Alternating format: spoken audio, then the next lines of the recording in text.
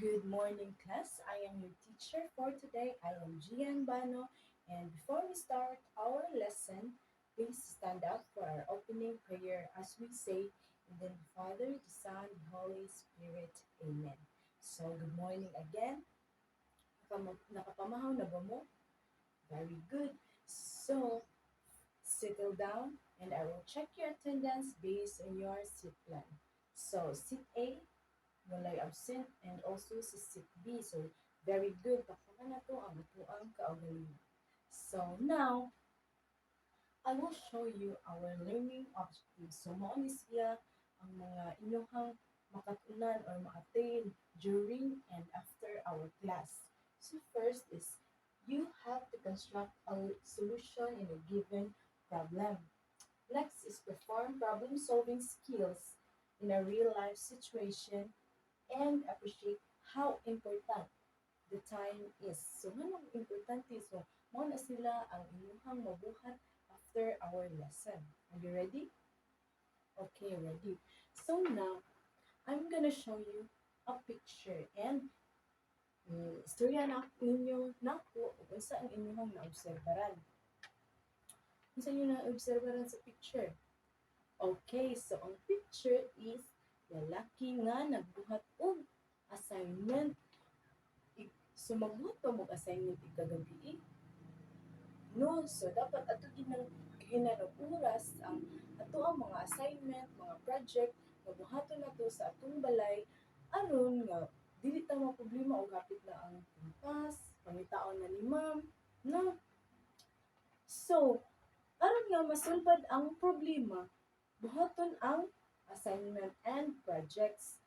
So, ina na ka-importante ang time management. Kahinang din nato og oras. Nakasabot ra? Okay.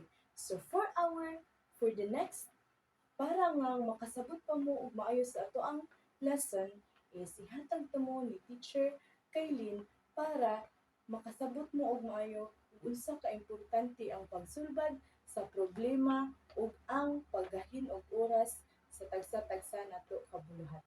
Good morning, class. Ako di ay ang inyong ikaduha nga teacher karong buntaga. So, ako si Teacher Kaylin. So, based sa gipresent ni Teacher Gian, no? I know nga naano mo'y knowledge no about sa atong topic for this morning. So, for continuation, I have here a problem. So, mamalihog ko sa tanan no nga mudungan ni teacher og pagbasa. Okay, start. Sophia, a grade 6 pupil of Anastasia Elementary School, is a diligent girl. After washing dishes, she studies her lesson and does her homework. At 7:20 p.m., Sophia started her homework. She finished it at 8:40 p.m. Okay, so ang question diri no, how much time did she spend doing her homework? So, unsa ko nagibuhat ni Sophia? Very good. Magbuhat sa homework pagkahuman og hugas sa plato. Okay, so unsa ko nung nga time mag-start si Sophia? Very good. 7:20 p.m. Unsa pud ko nung nga time mahuman si Sophia? Okay, very good. 8:40 p.m. So, giunsa man ka nato pag-solve ang problem.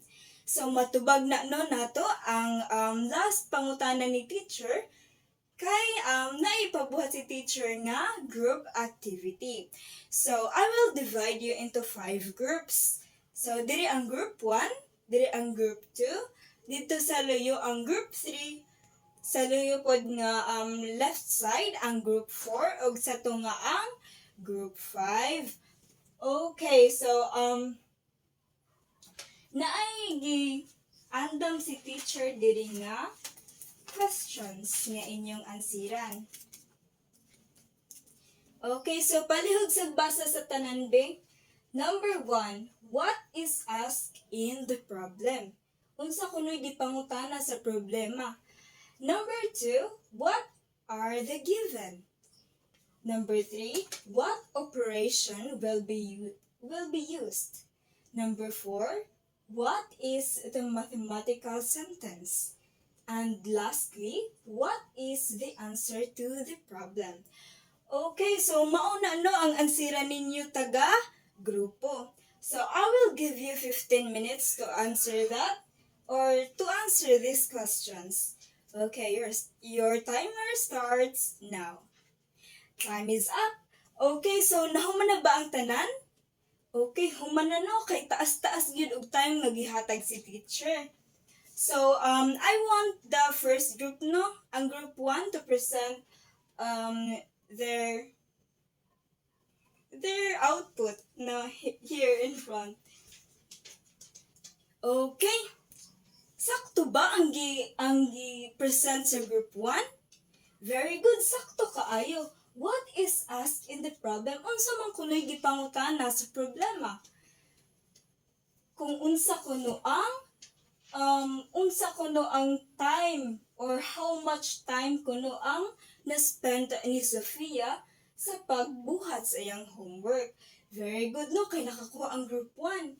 So, ari na punta sa ikaduhang pangutana, what are the given? Unsa man ang given diri sa problem be? Okay, very good. 7:20 p.m. o 8:40 p.m. What operation will be used? So, unsa man kahano nga operation ang atong magamit? Very good. Mag-subtraction ta. What is the mathematical sentence? 8:40 p.m. minus 7:20 p.m. equals to?